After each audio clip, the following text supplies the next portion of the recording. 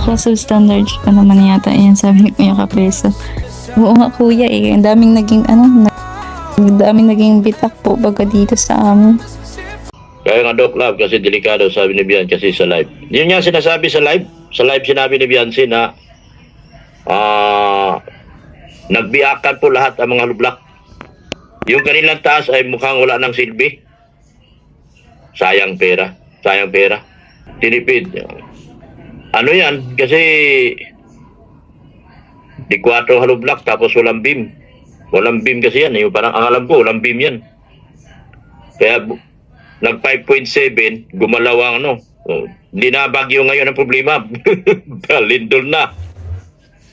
Okay guys, isa na muli mapagpalang umaga, tanghali, gabi po sa inyo lahat. Sana po ang lahat ay nasa mabuting kalagayan at ligtas po sa anumang kapahamakan. Saan man po kayo dako ng mundo naroroon. Ako po muli ang inyong lingkod, Maestro 21 TV. At sa ating video ngayong araw na ito mga kalingap, tayo muli po ay magbibigay ng ating panibagong kuro-kuro, komento, opinion at reaction tungkol nga po dito sa nakita po natin sa isang vlogger mga kalingap. At hindi ko po alam kung ito po ay isang legit na kalingap reactor. Okay, so mga kalingap, ito yung pinag-uusapan, mainit na pinag-uusapan sa mga nagdaang araw ang tungkol po dito sa naging aftermath ng isang lindol po dyan po sa Kabikulan na sinasabi na pati po yung bahay po ni Beyonce at ang kanyang pamilya po ay naapektuhan. Alam po naman natin na sinasabing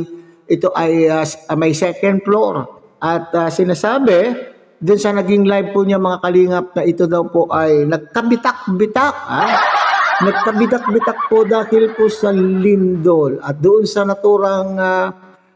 po sa naturang live mga kalingap ay nakapagkomento po itong si Kapisot na sinasabi daw po ay substandard po ang ginamit sa pabahay at tinipid. At ganoon din po si Ma'am Iking o si Don Iking sa kanya pong naging live ay napakomento rin po na para bagang ang bahay po nila Beyonce ay tinipid.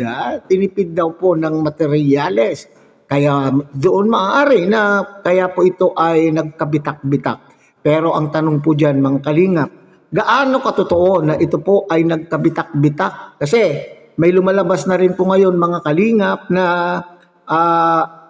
peke daw po. Fake news o peke daw po yung naging pahayag po ni Beyonce sa kanya pong naging live. So sa unahan po ng video ito mga kalingap, nariyan po yung pahayag po ni Beyonce na binasa po niya yung naging komento po ni Kapisot at sinunod po natin po dyan yung maikling video clip naman po sa pahayag po ni Don Iking mga kalingap. So ngayon, sa lumalabas na sinasabi na fake news o sabi-sabi lang po yung naging epekto doon sa kanila pong bahay na hindi naman po natin alam kung totoong nagkabitak-bitak nga po. Maraming ngayon pong mga supporters ang nagsasabi na hindi daw totoo yung kanya pong allegation o kung yung kanya pong pahayag na nagkabitak-bitak. At ito ay ginawa lamang pong issue upang sa intensyon na medyo sirain. Sirain po ang kalingap. Bakit po natin sinasabi mga kalingap na sisirain? Kasi alam po naman natin na noon pa man ay sinasabing palpak ang pagkakagawa ng bahay po ni Beyonce. At alam po naman natin na sino po yung sinasabihan po na palpak na gumawa. At yan po nga, yan si Super Mac, mga kalingap. Okay, so ngayon maraming ngayon supporters na kung ang intention po, kung hindi totoo ang sinasabi ni Beyonce at kung ang intention mga kalingap ay sirain ang foundation o sirain ang kalingap na siyang nagpagawa ng bahay, nako po, ang sinasabi nung vlogger po na nakuhanan po natin ng material na ito ay posible daw po mga kalingap, posible daw po na magkaroon o pwedeng kasuhan po itong si Beyonce sa pagpapahayag ng palsong pahayag sa pagsasabi ng palsong pahayag. Okay? So alam po naman natin mga kalingap na bagamat dyan po sa Bicol region po ang nalindol, ay hindi naman po yung kalakasan. So mga kalingap, ay pakinggan po natin ang isang voice clip na kung may talaga bang may posible na makasuhan po itong si Beyonce. Narito ang malalim at komprehensibong pagsusuri sa sitwasyon ni Viance at ng kritikong vlogger. Isa, ang mga elemento ng libelo sa sitwasyong ito para mapatunayan na may libelo. Okay, ang tinutukoy po ditong kritiko daw po mga kalingap ay itong si Kapisot na siya pong nagkomento po doon sa live po ni Beyonce. So susuriin daw po yung naging usapan o naging sagutan po nila doon sa naturang live po ni Beyonce. Libelo, kailangang makumpleto ang 4 na elemento. Suriin natin kung pumasok ang dialogo ni Viance at ng kritiko rito. A. Imputasyon ng isang kapintasan, krimen o depekto, defamatory imputation. Ang sabi ng kritiko, sinabi nitong substandard ang gawa ng Kalinga Foundation kaya nagbitak-bitak. Ang salitang substandard ay nagpapahiwatig ng kapabayaan, panloloko sa publiko o pagtitipid sa materyales na maaaring lumabag sa National Building Code. Okay, so mga kalingap, yung pagtitipid ng materyales, kaya naging substandard po mga kalingap, ay nabanggit din po yan ni Mang Iking o ni Don Iking, hindi po ba mga kalingap? Nabanggit po niya right after ng live po ni Beyonce, ay nung nalaman may nagkomento dun sa live po ni Don Iking, ay sinasabi po niya na hindi substandard po ang ginamit. Yung tinipid, yan po yung sinabi po niya, tinipid po ng materyales. Kaya po siguro nagkabitak-bitak po, hindi po ba? Okay, next. Ito ay isang seryosong akusasyon laban sa kredibilidad ng isang foundation. Ang sabi ni Viance, ang pagsagot niya ng oo nga po ay isang tahasang pag-ayon, affirmation sa akusasyon ng kritiko. Sa mata ng batas, ang pag-ayon sa isang mapanirang pahayag ay pag-ampon, adoption sa mismong paninira. B. Paglalathala o publikasyon, publication. Pagsusuri, dahil ito ay ginawa sa isang live stream, pasok na pasok ito sa elemento ng publication. Okay, so pasok na pasok daw po mga kalingap yung pagsang-ayon doon sa komento na para bagang may intensyon na sirain ang isang foundation ay pasok na pasok doon sa hinihingi na para maging cyber libel ang kaso na ito mga kalingap. Sa una, number 1, okay? Sa number 1 element ng cyber libel na kaso. Okay. O dito ng mga netizen, may mga nag-comment at posibleng may mga nag-record o nag-share. Dahil ito ay ginawa online, ito ay mas mabigat na krimen na tinatawag na cyber libel. Okay, so mas mabigat daw po kasi ito ay ginawa sa isang live. Pagkakakilanlan ng biktima, identifiability of the victim. Pagsusuri, malinaw na tinukoy kung sino ang binabatikos ang Kalinga Foundation o Kalinga Party List, probinsya ng Kalinga depende sa eksaktong konteksto ng proyekto. Hindi kailangang pangalanan ng mga tao sa likod nito, basta't natukoy ang institusyon na nagpatayo ng bahay, sapat na ito. Di malisya, malice. Ito ang pinakamahalagang bahagi. May 2 uri ng malisya, malice in law, ipinapalagay ng batas na malisyoso ang isang paninira at malice in fact, may intensyong manira talaga. Ang kritiko, kung alam ng kritiko na lumindol pala na isang act of God o natural na kalamidad, ngunit pinilit niya pa ring ianggulo na substandard ang pagkakagawa para lang sirain ang foundation, mayroong malice in fact. Nako, patay tayo dyan mga kalingap. So, ito ay naging isang, ito yung research nitong pinagkuhanan ko, itong vlogger na ito mga kalingap.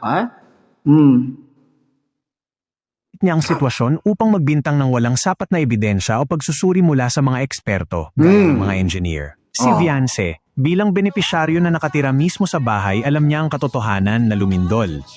Ang pagsang-ayon niya sa kritiko para palabasing substandard ang bahay sa kabila ng alam niyang lindol ang sanhi ay nagpapakita ng bad faith o masamang intensyon. Ipinapakita nito na may animus injuriandi, intensyong manakit o manira. 2.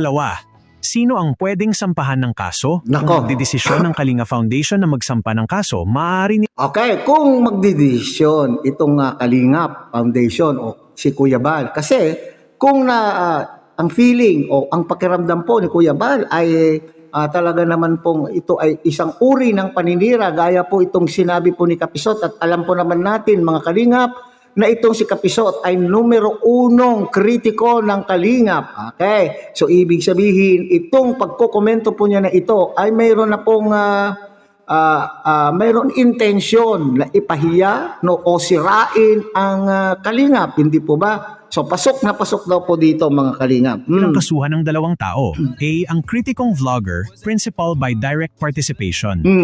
Siyang nagpasimula ng mapanirang pahayag, defamatory statement. Ang kanyang komento o pahayag na substandard ng walang basehan kundi ang sarili niyang espekulasyon ay may tuturing na irresponsableng pamamahayag na may halong mali siya. Okay, so malinaw po 'yun mga kalingap, may mali siya doon sa kanya pong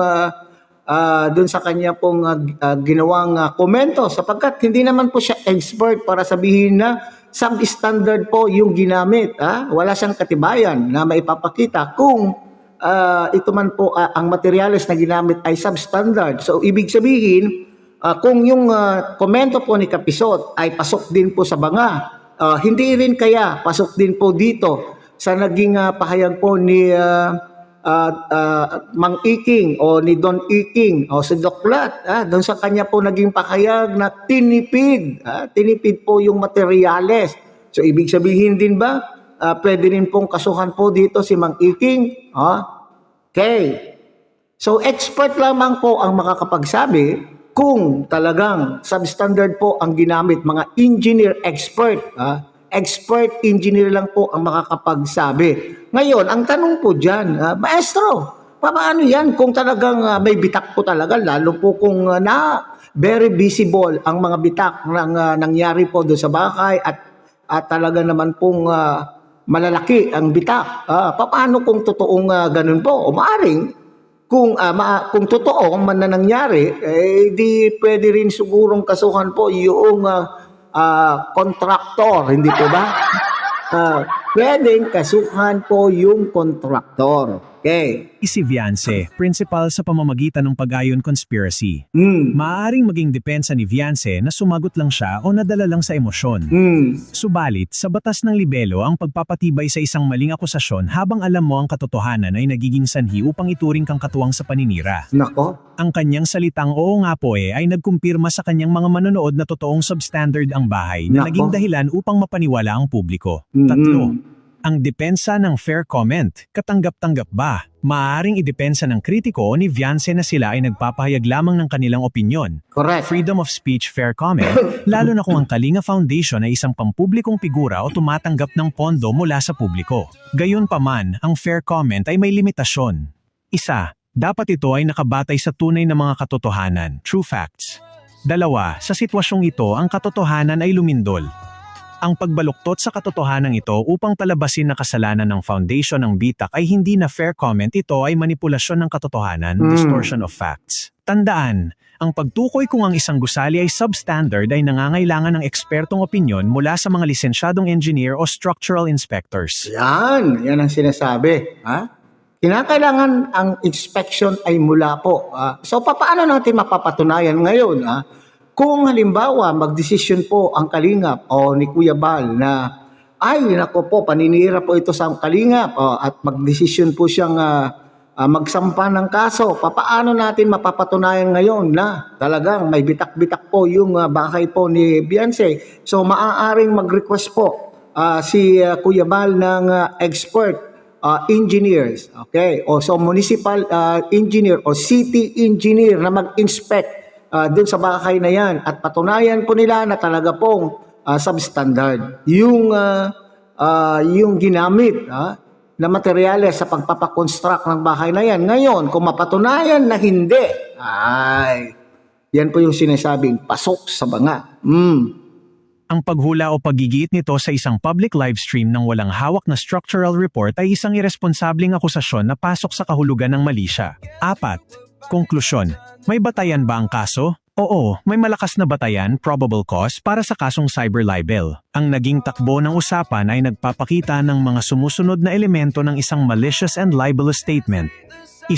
Binigyan ng maling kulay ang epekto ng lindol upang palabasing irresponsible o mandaraya ang foundation. Yan, mandaraya ang foundation. So ibig sabihin, doon sa pagsasabi ni Mang Iking na tinipid ang materyales. At dito naman sa naging komento po ni Kapisot na substandard yung ginamit po na materyales ay ito ay ano po yung mga sinabi po dyan mga kalingap, pasok na pasok po talaga sa banga. Yun sa pagsasabi po nila, pandaraya. Okay. So para bagang inakusahan mo yung foundation na nagpagawa ng bahay na nandaya po sa pagpapatayo ng bahay na yan. May pagbintang ng negatibong kalidad, substandard, na nakasisira sa reputasyon ng organisasyon. 3, ginawa ito sa isang pampublikong platform livestream kung saan mabilis kumalat ang impormasyon. 4, nagkaroon ng sabwatan, conspiracy sa paninira ng sumang-ayon ng mismong benepisyaryo na si Viance sa maling akusasyon ng kritiko. Kung may sapat na video recording, screen record ang Kalinga Foundation bilang ebidensya, maaari silang dumulog sa Cybercrime Division ng NBIO sa PNP Anti-Cybercrime Group ACG upang formal na maghain ng reklamo laban sa dalawang partido. Okay, laban sa dalawang partido, sino po yung tinutukoy po dito? Yung nagkomento at yung sumang-ayon. Pero ang sinasabi ko kanina po mga kalingap, dahil nakapag-komento rin po itong si Mang Iking o Don Iking, so pwede rin po siyang isali. Isama doon sa kasuhan kung sakasakali mga kalingap. So yan po ang mula po sa isang research tungkol po sa magiging kasuhan na ito.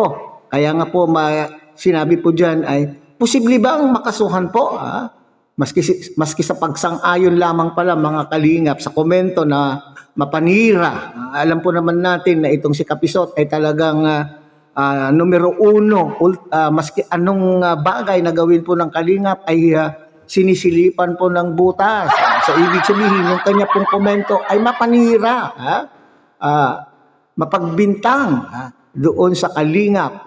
Okay. So, ngayon mga kalingap, napakinggan po ninyo itong video na voice clip na ito. Kayo na po ang bahalang humusga kung kayo po ay may paniniwala tungkol sa sinasabi.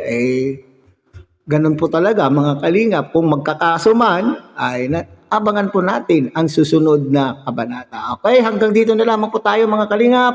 Muli, tangkilikin po natin Kuya Bal Santos Matubang, Ate Edna Vlog, Kalingap Rob, at siyempre, sana po inyo rin pong tangkilikin ang munting channel na ito sa pamamagitan po ng pagbibigay nyo po ng like, share, and subscribe at tuloy pindutin na rin po ang notification bell at nang sa ganon, tayo pa rin po ay magkita-kita at magsama-sama sa susunod pa pong mga reaction videos na ating gagawin. Muli, isang mapagpalang umaga, tanghali, gabi po sa inyong lahat. Mabuhay po kayo at God bless everyone.